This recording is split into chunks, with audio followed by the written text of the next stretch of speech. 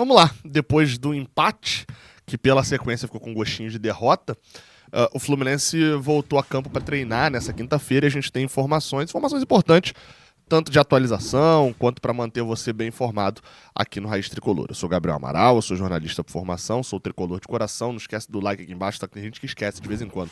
Tem gente que me encontra na rua e fala, opa, você é o cara do YouTube, o Gabriel? Eu falo, sou. Ele fala assim, caraca, me esqueci do like. Aí eu já tô aqui agora para poder te lembrar. Se você quiser gostar desse vídeo, aperta o like aqui embaixo, se inscreve aqui no Raiz Tricolor e vamos embora para as notícias. Eu abro aqui com uma notícia até relativamente simples, porém triste. Bem, arbitragem de Fluminense e Bahia. Fluminense e Bahia, nesse sábado, voltou aquela sequência de jogo direto, né? Nesse sábado tem Fluminense e Bahia no Maracanã e já tem árbitro definido para a partida. Sávio Pereira, ele mesmo, Sávio Pereira Sampaio. Quem não te conhece, que te compra, hein? Sávio Pereira Sampaio. Ele mesmo, Sávio Pereira Sampaio é o árbitro, será o árbitro de Fluminense e Bahia. Tá aí na tela, inclusive, a foto do cidadão, né? A foto do Sávio Pereira Sampaio, irmão do Wilton Pereira Sampaio, que consegue ser pior do que o irmão. Tenho meus problemas com o Sávio Pereira Sampaio, eu acho um árbitro fraco, mas como 99% dos árbitros do Brasil, né? Enfim, Fluminense volta a campo. Amanhã, de manhã cedo, tem um vídeo, o resumão da rodada, né? Pra gente dar uma olhada na importância desse Fluminense Bahia. Mas pelo menos a escala de arbitragem já tá aí. Outra notícia que a gente tem, ainda no quesito arbitragem, é sobre o Fernando Diniz. Bem, vamos lá, tá? Diniz foi expulso na última partida pelo árbitro Ramon Abate Abel e a expulsão foi colocada na súmula da seguinte maneira. Tem dois detalhes importantes sobre essa questão da expulsão, ok? A primeira questão é a seguinte. Foi colocado como motivo. Expulsei com a aplicação do cartão vermelho direto aos 54 minutos do segundo tempo da partida o técnico, senhor Fernando Diniz, por sair da área técnica com o dedo em riste em direção ao árbitro assistente número 1, senhor Alex dos Santos, gritando agressivamente as seguintes palavras. Agora chama ele pra me expulsar, PC. Me tirou do próximo jogo, você tá maluco? Após ser expulso, o referido técnico continuou a proferir palavras agressivas contra o assistente repetidas vezes. Você tá louco? Quer aparecer às minhas custas? Eu vou ficar aqui. Informo que o jogo ficou paralisado por 2 minutos e 30 segundos, pois o técnico expulso se negou a sair do campo de jogo. Bem, Diniz falou na coletiva, que o vídeo que eu lancei hoje de manhã, sobre essa questão da expulsão. Não vou me estender mais nesse ponto, mas com esse tipo de situação, o Diniz vai a julgamento. O cartão vermelho direto é julgado pelo STJD. A gente deve ver, se bobear, até o Diniz pegando mais jogos. Sobre a situação do Fernando Diniz, tem uma imagem aqui que eu vou até trazer aqui para vocês, que é a imagem do Regulamento Geral de Competições, que é da CBF, e basicamente o que define punições, etc. E lá está escrito isso aqui, ó, o seguinte, no campo sobre cartões amarelos, está falando, os cartões amarelos submetem-se obrigatoriamente aos seguintes critérios de aplicação. Quando o cartão amarelo precedente à exibição do cartão vermelho for o terceiro da série, o atleta ou membro da comissão técnica será sancionado com 2 impedimentos automáticos, sendo o primeiro pelo cartão vermelho e o segundo pela sequência de 3 cartões amarelos. O que isso quer dizer?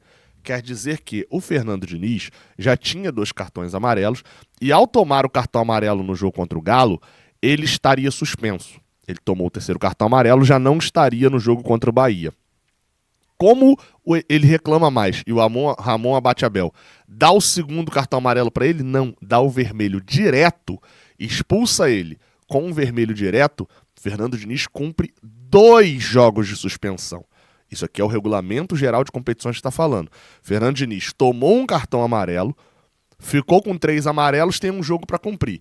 E depois, ele não foi expulso com um segundo amarelo, ele foi expulso com um vermelho direto. Então, no jogo contra o Atlético Mineiro, ele tomou um amarelo e um vermelho. E dessa forma, ele cumpre mais um jogo, ou seja, o Fernando Diniz está fora do jogo contra o Bahia e contra o São Paulo. Estará, nesse meio tempo, no comando do jogo contra o Sporting Cristal, no Maracanã pela Libertadores. Mas nos 2 próximos jogos, Eduardo Barros é quem vai comandar a equipe, dar preleção, estar no vestiário e dar a entrevista coletiva após a partida, nos 2 próximos jogos. E mais, o Fernando Diniz ainda pode pegar uma punição, porque como tomou cartão vermelho direto, deve ir a julgamento no STJD. Saldo ficou complicado, hein?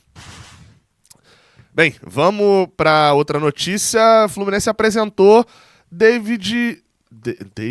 Diogo. Caraca, eu já vivo falando Diego Barbosa. Agora ainda meti um David Barbosa aqui ainda. Diogo Barbosa é jogador do Fluminense, foi apresentado, enfim, surpreendendo uma galera, né, em relação à informação. Deixa eu até ajeitar aí para aparecer o Diogo Barbosa na foto aí, para quem tá vendo isso daqui certinho no YouTube, né? Tem a galera que só ouve, né? Diogo Barbosa foi anunciado oficialmente pelo Fluminense na tarde dessa quinta-feira, o lateral esquerdo vem do Grêmio. E, bem, o que surpreendeu muita gente é que, inicialmente, se falava do Diogo Barbosa emprestado até o final do ano e contratado pelo Fluminense no ano que vem. Mas não foi isso que aconteceu. O jogador, segundo o Fluminense, está escrito aqui no site do Fluminense. O Fluminense acertou a contratação do lateral esquerdo Diogo Barbosa. O jogador esteve no CT Carlos Castilho para assinar com o clube até o fim de 24. E já iniciou os trabalhos junto com os grupos. Tem passagens por Grêmio, Palmeiras, Cruzeiro e Botafogo. Chega com títulos importantes. Aí o Diogo Barbosa fala que minha expectativa é muito alta, eu estou muito feliz. Estava ansioso para que o acerto se concretizasse logo. Pedi para me apresentar antes da abertura da janela, para já começar a trabalhar, treinar com o grupo. Estou feliz e empolgado com essa oportunidade. Espero que possa conquistar grandes coisas. Isso é o que diz o Diogo Barbosa. Bem, sobre o Diogo Barbosa especificamente, dá para dizer o seguinte.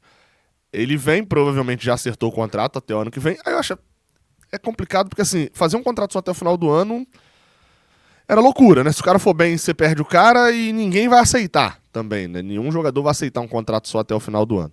Então faz um contrato de 1 ano e meio com o Diogo Barbosa. Eu tenho minhas restrições sobre a contratação dele.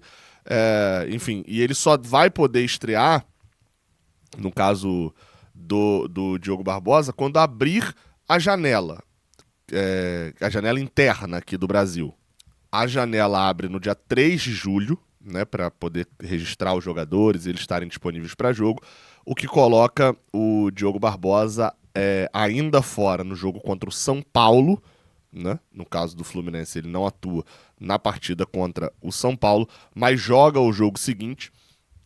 Eu tô abrindo aqui, mas é em casa contra o Inter. Deixa eu checar aqui. Em casa contra o Inter ou em casa contra o Flamengo? Acho que é em casa contra o Inter. Exatamente. No dia 9 de julho, em casa contra o Internacional, será o primeiro jogo em que o Diogo Barbosa estará apto para jogar. Beleza? Então tá explicado aqui, o Diogo Barbosa deve estar disponível nessa data a partir do jogo contra o São Paulo, ou seja, ele vai ficar treinando por 2 semanas, mais ou menos, né? Porque ele perde os jogos contra a Bahia, Sporting Cristal e São Paulo. Estreia contra o Inter. Uma boa sorte pro Diogo Barbosa, né? Não concordo tanto com a contratação, mas enfim. Bem, para a gente poder fechar aqui as notícias, teve uma matéria do GE. Globo falando que o Cleison deve fechar com o Cuiabá, inclusive, mas trazendo um detalhe na própria matéria, falando de que o Fernando Diniz tentou insistir pelo negócio do Cleison e o Mário Bittencourt vetou, mesmo depois da situação ser divulgada e tal, enfim. É complicado, né? Essa contratação do Cleison ainda vai dar muito pano para manga, ainda vai reverberar muito dentro do meio do Fluminense. Mas a matéria principal que também do GE. Globo é de que John Arias foi a campo, treinou normalmente, o Felipe Melo também foi a campo e treinou normalmente, assim como o Marcelo. Esses 3 jogadores devem estar disponíveis para o jogo contra o Bahia. Lembrando, o Felipe Melo ficou fora porque sentiu desconforto no joelho, o Marcelo estava com problema de febre, de gastroenterite viral, e o John Arias estava voltando da data FIFA, voltando da Alemanha, por isso esses 3 não jogaram contra o Atlético Mineiro. O time treinou sem limitações, segundo a matéria do GE. Globo. Já o outro que saiu lesionado foi o Guga, saiu sentindo o joelho contra o Atlético Mineiro, foi examinado e, segundo a matéria do GE, ele não preocupa. Bem, outro ponto que foi colocado aqui na matéria do GE é que Jeff Té, lateral esquerdo do Sub-20, foi chamado para treinar com um profissional nessa quinta-feira e tem chance de ser relacionado para o jogo contra o Bahia. Estranho, né? Que o Marcelo volta, o Guga pode estar disponível, talvez esteja fora, né? Não preocupa, mas se não preocupa, está disponível. O Felipe Andrade entrou como lateral esquerdo e agora o Jeff Té surge, né? É uma coisa meio sem explicação, mas vamos lá, né? Enfim, no final das contas, a provável escalação lá pelo GE, deve ser mantido aquele time que a gente está acostumado a ver, só que sem o André, que está suspenso, tomou o terceiro cartão amarelo contra o Galo.